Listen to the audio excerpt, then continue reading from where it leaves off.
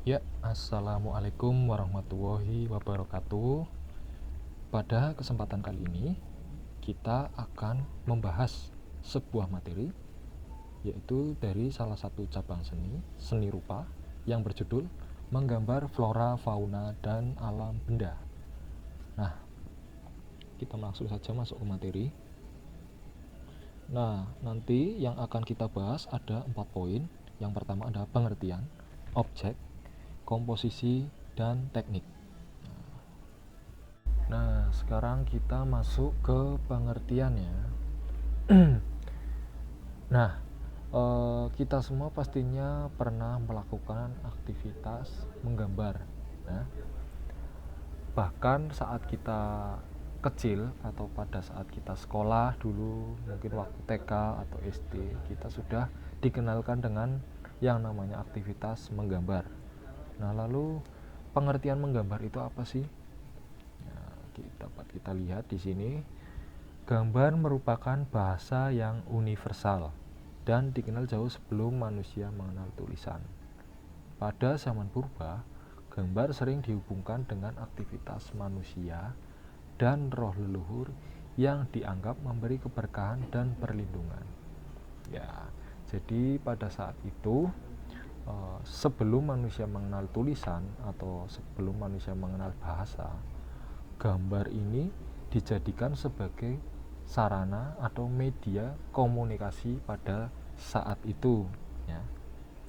Nah, pada saat itu pula gambar juga sering dihubungkan dengan aktivitas manusia dan roh leluhur yang dianggap memberi keberkahan dan perlindungan, ya. Jadi pada zaman itu, karena ilmu pengetahuan masih cukup terbatas, mereka menganggap bahwa sebuah gambar itu menjadi simbol yang dapat memberikan keberkahan, kekuatan, maupun perlindungan, ya. Terus ini, manusia melalui menggambar dapat menyampaikan gagasan, ide, serta simbol sebagai salah satu bentuk ekspresi. Nah, jadi dapat dikatakan menggambar merupakan salah satu sarana untuk mengekspresikan diri. Ya, jadi melalui menggambar manusia juga bisa menuangkan, ya, baik itu gagasan, ide maupun perasaan, karena menggambar ini dapat dijadikan sebagai simbol, ya, salah satu bentuk ekspresi, ya. Sampai situ paham ya? Kita lanjut ke materi berikutnya. Nah, ini adalah contoh lukisan prasejarah, ya, yang ada di Sulawesi Selatan. Kita lanjut. Nah, ini adalah lukisan prasejarah yang ditemukan di Pulau Seram, Maluku. Nah, itu terlihat gambar hewan, ya, kuda mungkin itu. Nah, kita lanjut. Objek menggambar. Pada saat kita menggambar, tentunya kita pasti memerlukan objek, ya. Objek yang akan digambar itu apa? Nah, objek menggambar itu bisa bersumber dari imajinasi kita sendiri, bisa juga berasal dari flora, yaitu tumbuhan, fauna binatang, dan alam benda, ya. Jadi alam benda ini bisa bentuk-bentuk atau benda-benda yang berada di sekitar kita. Misalnya ada vas, ada piring, ada cangkir, ada meja. Terus benda yang ada di alam, misalnya ada batu, ada air, ada awan.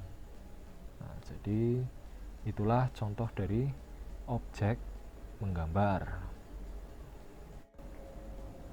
Nah, sekarang kita masuk ke komposisi. Untuk komposisi dalam menggambar ini dibedakan menjadi dua.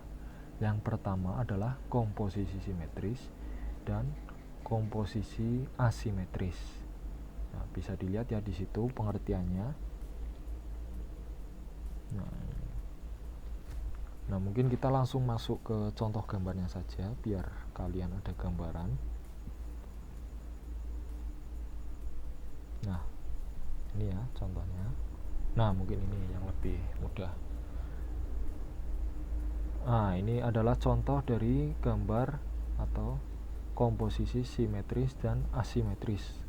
Nah, terlihat ya perbedaannya ya antara keduanya.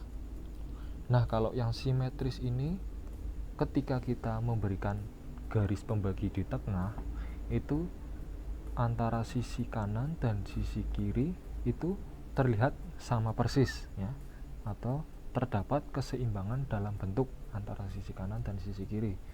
Berbeda di komposisi asimetris ya, dapat kita lihat ya perbedaannya ketika kita memberikan garis bagi di tengah objek tersebut, antara sisi kanan dan sisi kirinya pun terlihat berbeda. Nah, kira-kira sampai sini ada gambaran ya perbedaan antara komposisi asimetris dan simetris. Nah, sekarang kita masuk ke teknik menggambar. Dalam menggambar terdapat beberapa macam teknik yang bisa kita gunakan.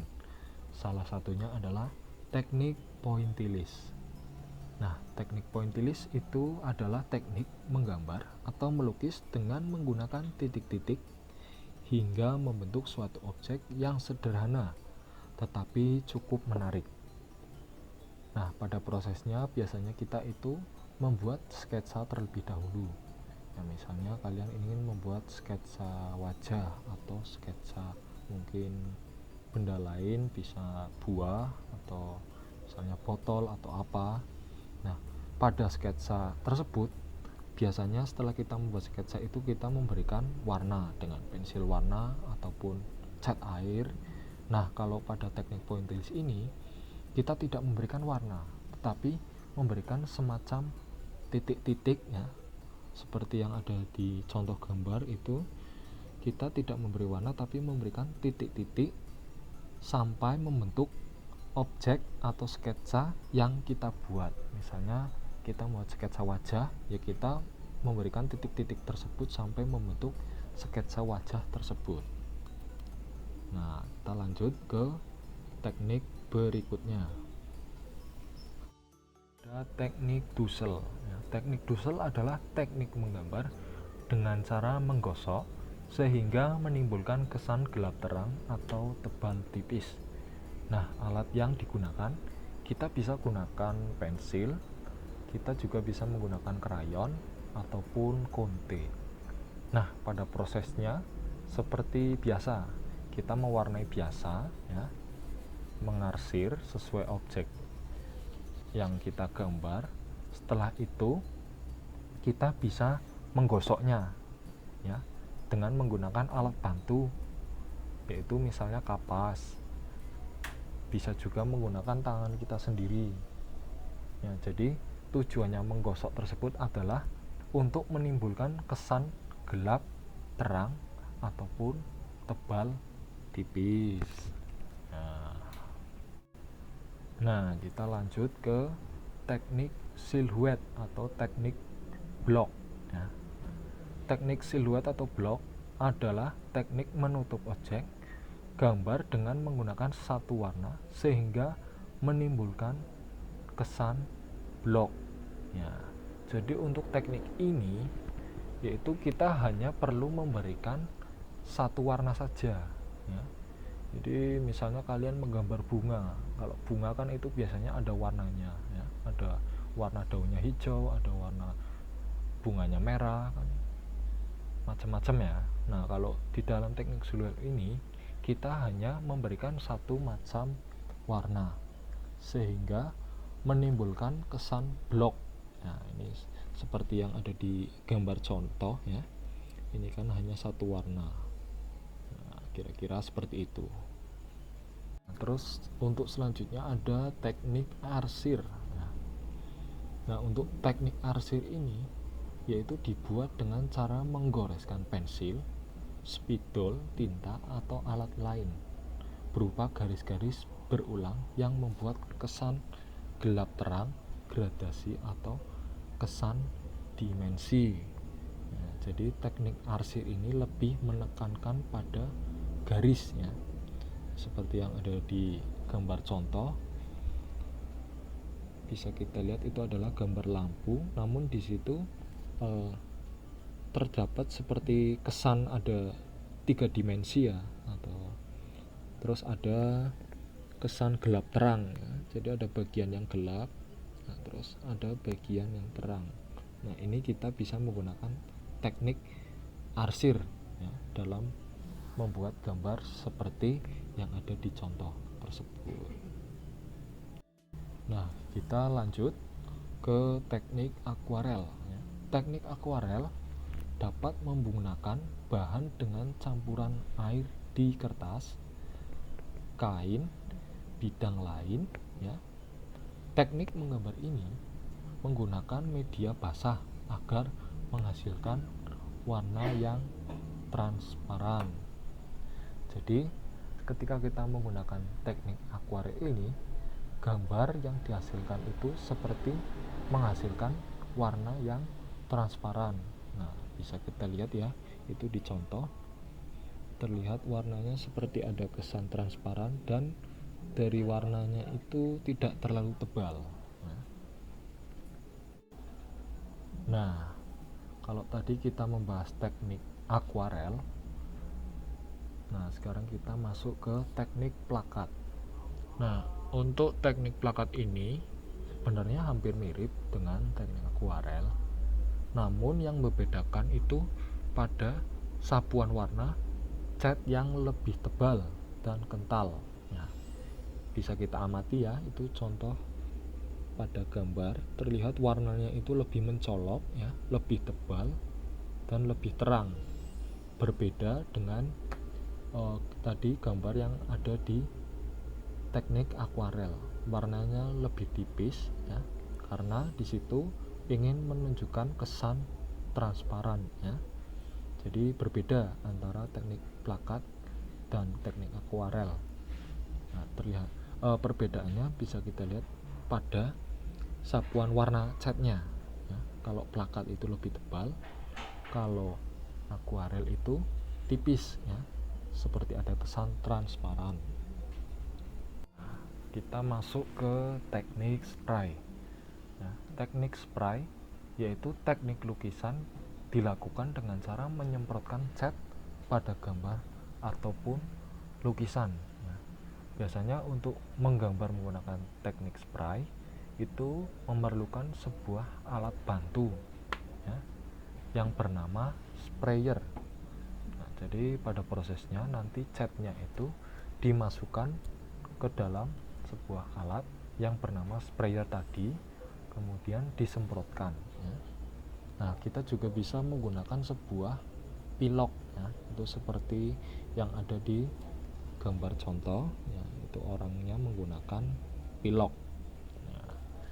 Jadi seperti itu, kira-kira sampai sini bisa dipahami ya. Kita lanjut ke berikutnya. Nah, ini ada alat dan media menggambar. Nah, untuk alat dan media yang biasa kita gunakan,